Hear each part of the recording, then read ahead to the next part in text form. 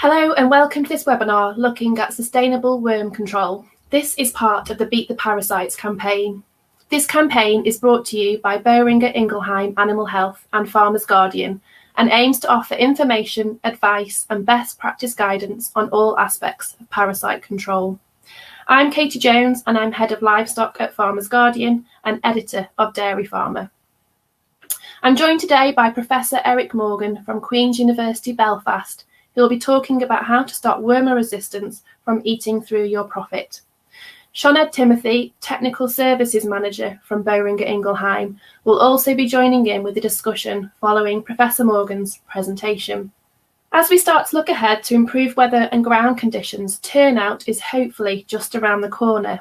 So with many livestock farmers about to embark on the grazing season, now is the ideal time to put integrated worming strategies in place. Worm infections are estimated to be costing UK livestock producers about £270 million in terms of lost production and treatment expenditure every year, with cases in cattle making up the majority of this cost.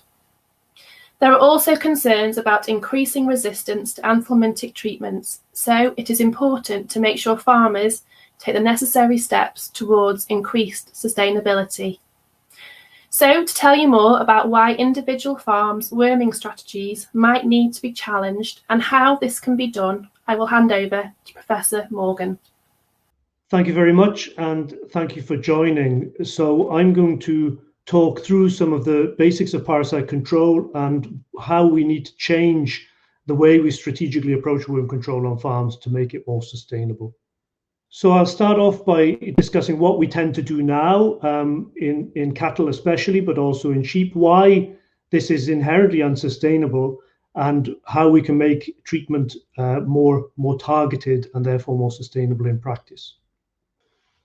So just to recap what happens in terms of the seasonal epidemiology of parasitic gastroenteritis, the infective larvae are on the pasture, and we start at the beginning of the year. They survive quite well over winter. They like quite cool conditions. They don't like hard frost, but they don't like warmth either. They like to preserve their energy and they stay on pasture over winter. When spring arrives and temperatures increase, then they will tend to die. As you can see in this green shading here, the pasture larva levels will get lower in spring. And when you turn animals out, they'll ingest these larvae, save them from extinction, and they'll mature into adult worms and start producing eggs. And there you see the brown line as being the egg counts rising early in the season. If we don't intervene, then that will continue to rise and fuel another cycle of L3 or infective larvae on the pasture through the summer. And you can see that in the top green line. And what we're actually doing by worming early in the year is to push down that egg output from animals that have been turned out. And therefore, we're pushing down the larvae, the number of effective larvae on the pastures later in the year. This is called early season suppression. And it's really worth recapping that when we worm animals in the first half of the summer, we're not necessarily just protecting them as individuals. What we're actually doing is pushing down that egg output so that those pastures will be cleaner for longer, and so we don't have to intervene so much later in the year because we've suppressed that transmission. So far so good. This is widely used. So particularly if you use longer acting preparations, you don't have to repeat worm. You can suppress parasites for longer, or you can use shorter acting wormers and use them time and time again to keep that level of infection low in the early half of the summer and then save yourself from infection later in the summer. So it's very effective. Unfortunately, it's also very unsustainable. Why? Well, there are 5 reasons really, and anthelmintic resistance is the one that you hear most about, and I'm going to go through each of these in a little bit more detail. But there are other reasons. So if you protect animals too much early in the grazing season, they don't get a lot of infection, which means they don't get exposure and they don't get immunity.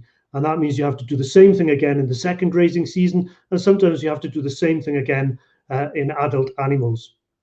Climate change is changing this seasonal pattern. What I've shown you as a template is typical for Northwest Europe, UK, Ireland, and that's pretty much been unchanging. Now we're seeing much more variation. We don't we don't see it in infection patterns where we still use a lot of wormer. But if resistance comes to the fore, as it seems to be doing, then those climate change patterns will become more obvious and more problematic. We also have environmental impacts, which I'll come to, and potentially food residues. And these are issues around climate change, environment, and food, which in the past have been delegated almost to consumer choice. Those individuals who care a lot about these things have the choice of where they purchase their meat, their milk, etc. But now it's becoming more and more regulators who are laying down what you can and can't do as farmers in this space. So just have one slide for each of those. Antimythic resistance, well, we know that it's a big problem, particularly in the sheep industry. So this graph just shows the proportion of farms over the years that are showing resistance to different antimythics. And the dotted line in the middle is white drench resistance in sheep in the UK. And you see from the 1980s through to the present day, a gradual increase in the proportion of farms in different studies that show resistance. And now it's really hard when we go out and look for BZ efficacy, white drench efficacy in sheep. Is really hard to find it. Most farms have suboptimal, lower than expected effectiveness of white drench. The solid line on the right is ivermectin in sheep in the UK, and that seems to be at a lower level at the moment, but rising quickly. Where are cattle here? Well, there are much fewer studies, but a recent study in Ireland found that of 16 cattle farms, all of them showed evidence of drench resistance, in this case to ivermectin. So if it's really that common and becoming a big issue in cattle as well as sheep, why is it that we don't see a massive crisis? Well, we do on some farms, actually. I've certainly been on some farms that have multiple drug resistance and struggle therefore to control worms at all. But it's also the case that we expect 95% of the worms to be killed, 95% drop in fecal egg output when you use these products at least. And where you get a decline from that to say 70, 80% effectiveness, you will still see animals pick up. You're still getting rid of most of the worms, but you're not getting rid of them all. So you can sustain production for a while with a wormer that's not working fully, but of course the proportion of survivors is increasing. So you're now getting 20% of the worms surviving, 30% of the worms surviving. They're carrying resistance genes, and by the time you get down to the 60, 50% and you get big production impacts, it's too late because you've got resistance fixed in that population. So antimythic resistance is not just something that happens on other farms. It's something that's very likely to be affecting livestock unknown to you, and it's something that you need to take account of for the future, but to consider now, not just when it becomes a problem. Secondly, immunity. I mentioned this, and it's most obvious for lungworm in cattle, for example, where if you go back a few years, lungworm was pretty much only ever seen in young stock under 2 years of age, with occasional cases in adult cattle. It's still the case that most lungworm outbreaks are in young cattle, but at least a third of them now are in older cattle. And that's explained by the fact that a lot of protection of young stock means that cows are joining the milking herd without adequate immunity to lungworm. And if they encounter it, then you get big problems like milk drop. You can get deaths, and it can be a serious financial hit. So even though you do want to protect your young stock, you have to do it in a way that you develop immunity to lungworm, but also to gastrointestinal nematodes, the roundworms in the gut. Climate change, well, I showed you this graph of the seasonal patterns and early season suppression, and really climate change is tearing this up in some years. So the picture you see there is of cattle in Limousin in France. And this was a situation that occurred sometimes in summer where you get very dry weather and you get lack of grass and you get feeding of hay or pasture. And now it's really, in the last 10 years, it's become normal. This is the normal pattern in France now.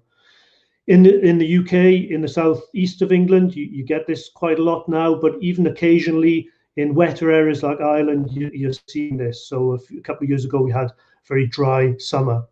This will affect transmission, which means in ways that are relevant to resistance. So in this situation that you see, very dry pastures, the larvae in the feces are locked up. They're locked up in the dung, or they've sought shelter in the soil. They're not really available to those animals. So there are two consequences of this. The first is that if you're worming those animals, or if you chose some time ago before the weather got really dry to put a long-acting wormer in them, then that's complete waste, because those animals are not taking in larvae. Those larvae are locked up away from them. More than it being a waste, if you have any survivors of that treatment, any resistant worms in those animals, they're being put out onto this pasture in a situation where potentially there are very few other larvae around. And when you get rain in autumn, those larvae are going to dominate, and you get rapid selection for resistance. And we've seen this in places like Australia with very dry climate. You get really rapid selection for resistance. So you really should be trying not to worm animals in this kind of dry summer situation at all. Unfortunately, this is going to vary year to year. You don't get a dry summer like this every year. So it's not a matter of just changing everything you do every year. It's a matter of maybe giving yourself a bit of flexibility to work with the weather as far as worm control is concerned. Environmental impacts. Well, this is very, very complex and pulls in different directions. But just to break down a couple of points.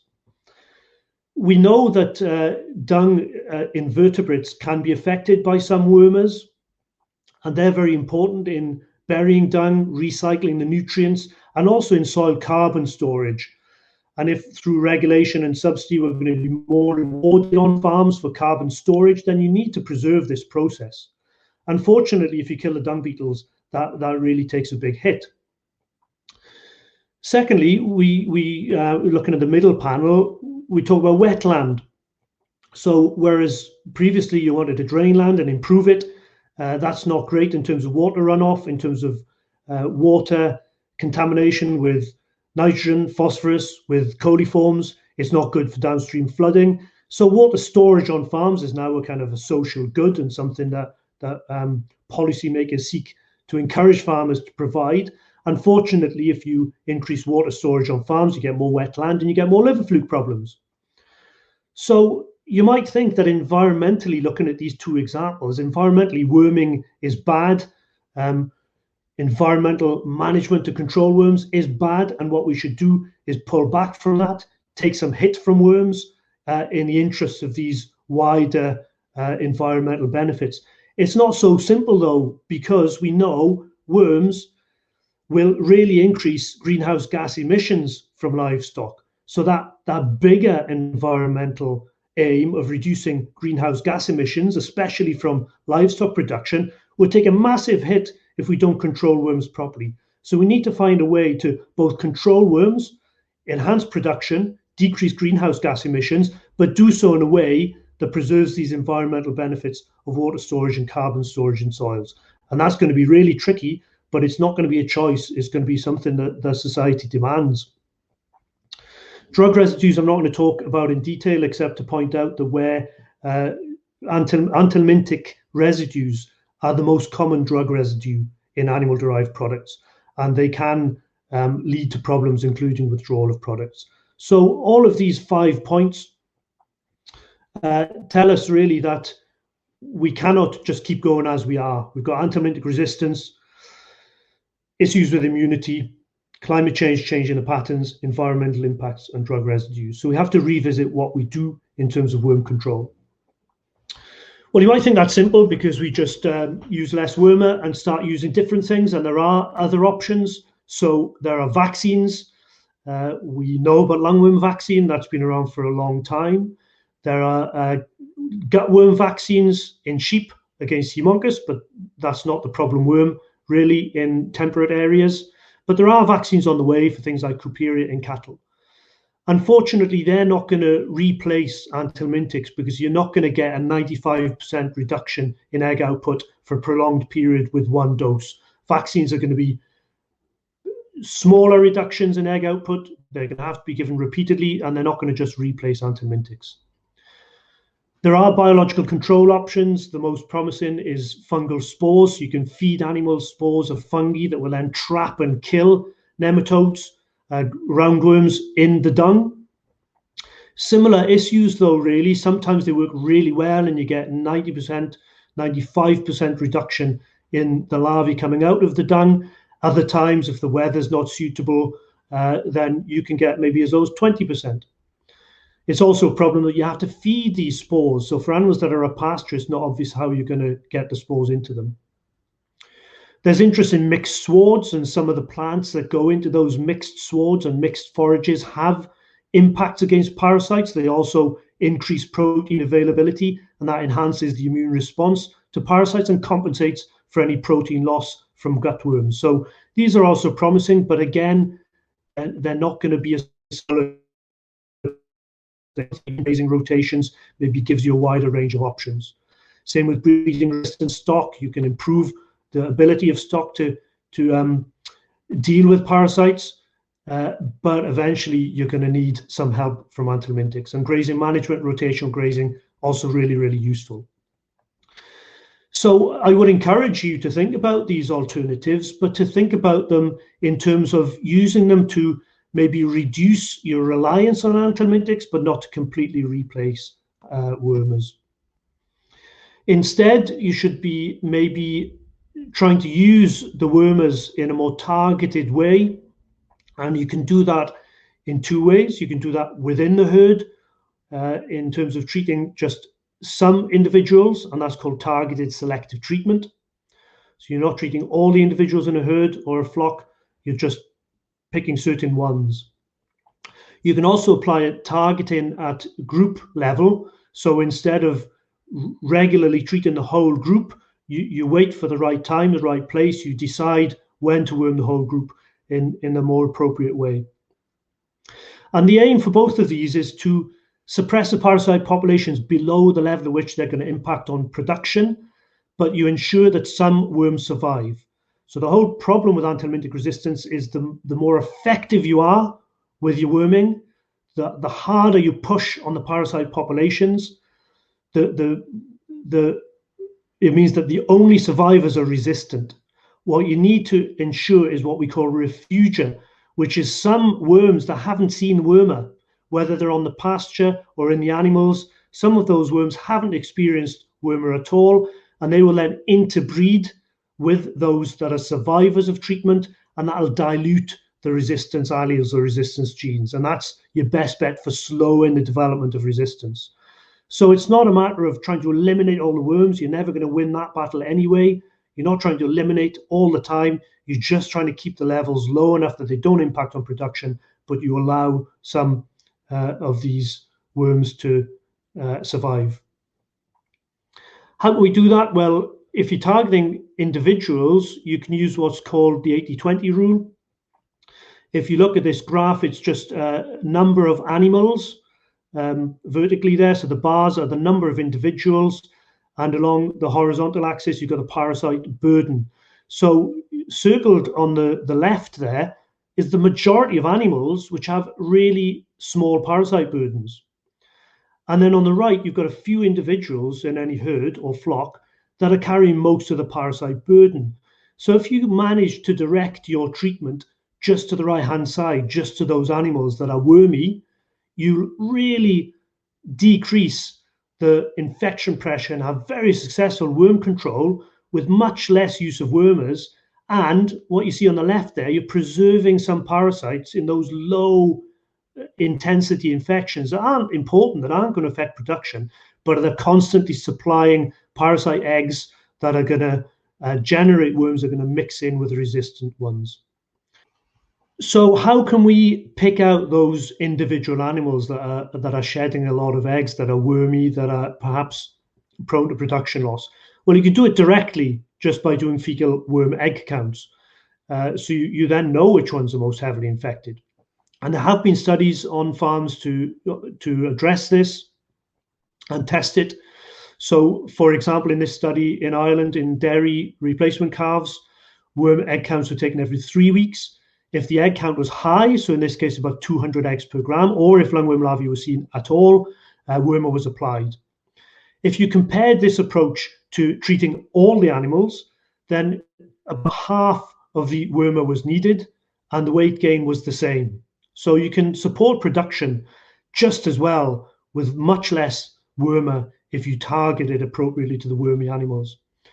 Unfortunately, to do this, you would need to take individual fecal samples every few weeks, and that's often not very practical. It's a lot of work and it's a lot of handling. So instead, we use indirect indicators of which animals are wormiest and which ones need most help in terms of wormer application. We've tried this in a whole number of settings as part of our research. So where blood-sucking worms predominate, particularly in warmer parts of the world, you can use anemia. You can just hold a color chart up and treat the animals that are pale. You can use body condition without specialized equipment. You can use weight gain, and if you're highly instrumented, if you're doing a lot of weighing to monitor performance, then you can piggyback on that and use that for worming. So if animals are not growing as well as you expect, you worm them, but those that are growing really well without any help from a wormer, you can leave untreated. And you can automate this, and there are systems available to do that, especially in sheep. If you don't have that kind of equipment, there's nothing wrong really with just using farmer's eye, and that's been shown quite effective as well. So by that I mean you've got a queue of animals in the race, and you see those that are doing really well without any help, you let them go, and then those that maybe are lagging a bit behind or you're not quite happy with for whatever reason, whether they're a bit daggy or whether they're a bit thin, a bit behind where they ought to be, then you treat those instead. If you do that, across these studies, this is one example, but it's fairly consistent with the 80-20 rule. So you can manage to maintain the same levels of production with only 20% of the wormer. But it does require some monitoring. So it's not always easy to apply this individual level treatment. So the other thing you can do, as I mentioned, is to target treatment to groups when they need it. You can do this using fecal worm egg counts because now you just want a group average, so you don't need to sample each individual animal. You can actually go onto the pasture or onto an area of sheep. You can get the dogs to hold the sheep in a corner of clean pasture, for example, or cattle are even easier. You just go out in the morning, take a scoop of feces from 10, 15 animals. You can get a fecal egg count from that, and you can monitor very easily the average worm levels in that group. That will help you avoid unnecessary treatments. For example, if you were thinking of bringing them in to worm them, you could do this in advance. And if you don't find eggs, you don't need to treat. It's also a really useful thing to do after you worm them to check that wormers are working. And this is something that I think should become a routine part of farming, really, to check 7 to 14 days after worming, depending on the product, and to check before and after, so that you know the level of reduction you're getting and you pick up on those problems before they become serious. However, what fecal egg counts aren't great at group level is imposing a fixed threshold and deciding, like in that individual study I showed you, that if egg counts are above some arbitrary figure like 200 eggs per gram, we're going to treat those, and if it's below, we're not. It doesn't really work like that for a couple of reasons.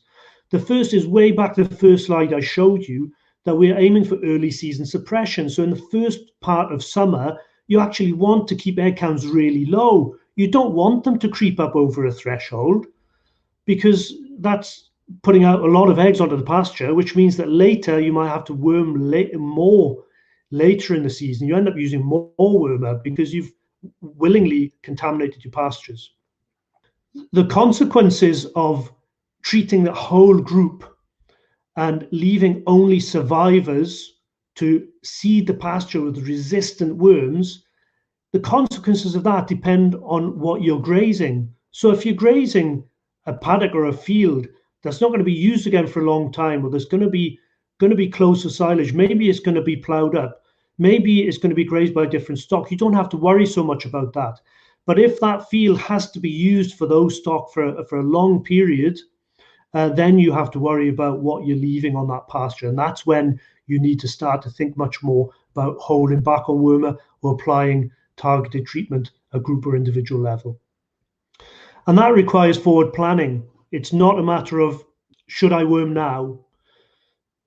I can't answer that question. The vet can't answer the question. You can't answer that question unless you know what you plan to do with that field. And I think that requires a bit of a change of mindset from focusing on the animals wherever they are to focusing on what they're leaving on the pasture in terms of the level of infection, but also how strongly you've selected those worms for resistance by regular or prolonged treatment of the whole group. So that requires forward planning of what you're going to do with those fields later in the season. And that's an individual farm decision. So that's not something you will get as a new protocol from a webinar. That's something you have to think through in terms of what you plan to do on your farm each year. So to sum up then, the landscape of worm control is changing. You can't really rely on a one-size-fits-all protocol anymore. You have to think through it a bit more. It's not necessarily a matter of worming less overall, but it's about targeting the worming better to support production, maybe at individuals or at groups, using the right product, the right time with the right dose, and making sure that you preserve some of what we call refugia to make sure that you're not selecting strongly for resistance. There are places you can turn to for more detailed advice, and I think we have some time for questions also. So thank you for listening. Thanks very much, Eric, for that really comprehensive look at the challenges around worming strategies. So I've just got a few questions that I'd like to raise now, and perhaps I'll direct this first one at Eric. So as we're about to look ahead to turnout, what should livestock farmers be starting to think about now? Well, it's about that forward planning, isn't it? It's what animals are you going to put where and how long are they going to be there? And therefore, how do you want to look after those pastures, not just those animals? So if you are going to keep animals on the same pasture for a long time, then that means they need good protection, but you also have to be careful that you're not selecting strongly for resistance on those pastures. If you have options for rotation, not just between fields, but perhaps with electric fencing within fields in terms of parcels, you can plan forward so that you combine your worming with those movements in the best possible way. Unfortunately, a lot of the rotational grazing has a return interval of about 1 month, and that's kind of optimal for parasite transmission. So you do have to think through a little bit what the worms are doing. Great, thank you. And for those farmers that perhaps in the past have been quite heavily reliant on wormers, what advice would you give them now to help them challenge that way of thinking and do things differently in the future? I would say don't do too much too soon, honestly. It's tempting when I've shown you different things that you could do. Don't try and do everything all at once. There are risks involved in doing this. So certainly if you like the idea of targeting to individual animals, then maybe pull back just a little bit. If you're going to do that targeted selective treatment of individuals, be very cautious and keep watching those animals. If you're going to not worm a proportion, don't go in guns blazing and leave half of them untreated and then forget about them, and then they scour and they lose production. Just leave a couple of the strongest ones untreated and keep an eye until you're comfortable with it, and then see if you can go further. Same with groups. I think a big thing you can do is maybe introduce a little bit of flexibility. So if you have a protocol of you're going to worm a turnout and you're going to have whole season coverage, you've nowhere to go from that. Whereas if you've got options to turn out leave them for a little while, then bring them back into worm a little bit later, maybe use products that give you more flexibility, then you can start to introduce a little bit of targeting within your existing regime without tearing it all up and trying to worm a lot less urgently. So it's kind of baby steps and working with what works on your farm that is the lowest risk, not taking chances with things like lungworm and fluke also. And for someone that's wanting to do more targeted treatment, what is the best way of identifying which categories of stock they should be targeting? So again, you can address this in two ways: from the individuals, which I think we've covered quite well, how you can pick out those you can afford to leave. And then at group level, of course, you've got different classes of stock. So that comes into your grazing management as well. I think this has been used very effectively, for example, where you've had young stock that are on pasture for a long time and wormed a lot, then you're going to leave potentially highish levels of contamination, but also quite resistant worms on that pasture. So maybe there's another class of stock, maybe adults, maybe rams, maybe something that can come in that you can afford not to worm so much, that's maybe going to help you control the contamination. So again, if you're going to do this gradually, you obviously have to prioritize those stock that you want to be most productive and that are most susceptible or vulnerable to worms, and maybe you can have a little bit more leeway in older class of stock, provided they've had enough exposure in the past to have some immunity, and you can use them a little bit to test out lower worming approaches. Great, thank you. And once you've found or discovered which category of stock you want to be targeting that treatment at, then how do you go about deciding which product that you should be using? Yeah, so I think the key thing there is bear in mind which parasite you're trying to aim for. So if you're using combinations, for example, against fluke and against nematodes, then you very often don't get a strong overlap in when you should be using those products. So one half of the combination is just being thrown in at a time when it's not particularly useful for control, but it's still selecting for resistance. So try to pick a product that is aimed at the parasite you're aiming for, and also use one that's effective. So they say the most expensive wormer is one that doesn't work. Don't just go with a tried and trusted, the one you've been using for years, because that might be the one that you've got resistance. Don't just go for the cheapest. You might have resistance, and you're not going to know if you haven't checked. So that's why I think even this pooled fecal egg count at treatment and afterwards should become routine, because you get to know what's working and you should use something that works. And Sioned, do you want to add anything about product selection? Yeah, absolutely. I think, I'd obviously agree with the points that Eric have raised, and I think it follows the theme that we've been on throughout this webinar, really, is understand why you're doing what you're doing, understand what your objectives are when it comes to treatment, and select a product that is going to achieve those objectives, but also think what the outcome of that treatment is going to be. Are you going to select for resistance? And if once you've thought about what the outcome of that is going to be, then look at what steps you can put into place to mitigate against the risks that treatment might bring. But I think the message, as always, is there's no one size fits all solution, and looking at farm level risk is really key, and going down the most appropriate route once you've addressed that risk is the way we should be addressing things these days. And following on from that, Sioned, when you decided which category of stock you're going to target and which product you're going to use, what are your tips for getting the most out of those treatments? Yeah, so we've talked very much about the big picture concepts this evening. But as Eric said earlier, there are small changes you can make which can have a big impact on the sustainability of the approaches you take. And I think, the messages we as a company at Boehringer Ingelheim have been trying to get across for a while now are to look at the way you approach treatment once you've decided on what product to use, to look at how you can optimize the efficacy of that treatment. And a lot of those steps are quite simple. It's things like making sure you are weighing your animals appropriately or assessing their weight appropriately, and dosing carefully according to weight. Using appropriate equipment as well, to make sure that the product is being administered as it should be, so it works as you expect. When you purchase, when you're prescribed an Antimythic product, within the box is a data sheet, and we'd always advocate that farmers refer to that data sheet periodically or when they're using a product for the first time, just to check they're using it as it should be used and that their expectations of what that product can do are actually going to be met.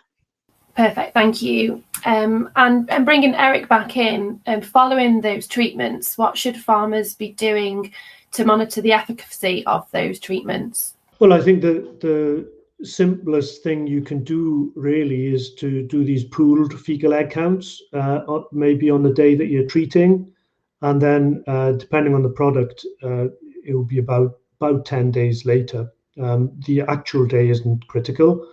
If you use these pooled egg counts, you'll just get a single number for the percent reduction in egg counts. And that's not giving you a very, very accurate figure. But if you're doing this regularly, pretty much every time you treat, if you can, then you'll easily be able to see if you're starting to get a drop-off in efficacy. to get a proper fecal egg count reduction test where you've got a really accurate result means taking individual samples, and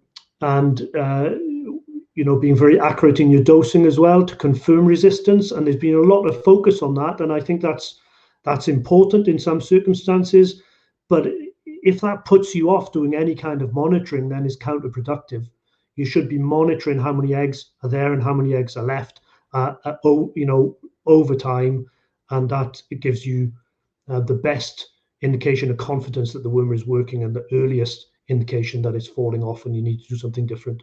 Great, thank you. And finally, just to both of you, what would be your kind of take-home message, the one top tip that you hope that our listeners will be able to take back with them and implement on their own systems? As I think we've touched on already, spring is the perfect time to review how you're approaching parasite control, to perhaps question why you're doing what you're doing, make sure that what you're doing is suitable for your own farm and your own system. So I'd encourage all farmers to take that opportunity to put in a plan that is perhaps a little bit more sustainable this season and takes the broad range of considerations Eric's run through into account. Secondly, from Boehringer Ingelheim, as a company that manufacture Antimythics, we're really keen that our products continue to perform as we'd expect on farms. And so if you do have concerns or questions, then reach out to us directly or through your vet or the person prescribing your Antimythics, and we can help provide support to make sure that you are able to control parasites optimally on your farm. Yeah, I'd second that, really, that worming has become a bit of habit, I think, something that you don't have to think too much about often. And I think just stopping and asking yourselves why you're doing it this way is probably the most valuable step. And maybe moving on from just worming and forgetting about it, so that you can carry on with your pasture use how you want and everything else, just to question that, and maybe do seek help if you need more advice. This is complicated. You're not going to be able to replace a really simple protocol with something that's equally simple. So get the vet involved, start that discussion, make sure that you're not alone in this, and like I said before, don't try and change too much too soon, but do question the status quo and why you're doing what you're doing, and could you do something a little bit different without any risks. That brings us to the end of the webinar. Thank you for joining us. We hope that you found it informative. And thank you especially to Professor Eric Morgan and Sioned Timothy for providing their expertise. The webinar is available on playback, and to access this and more information and details of how to sign up for future webinars, please go to the website links that are showing now. Thank you and good night.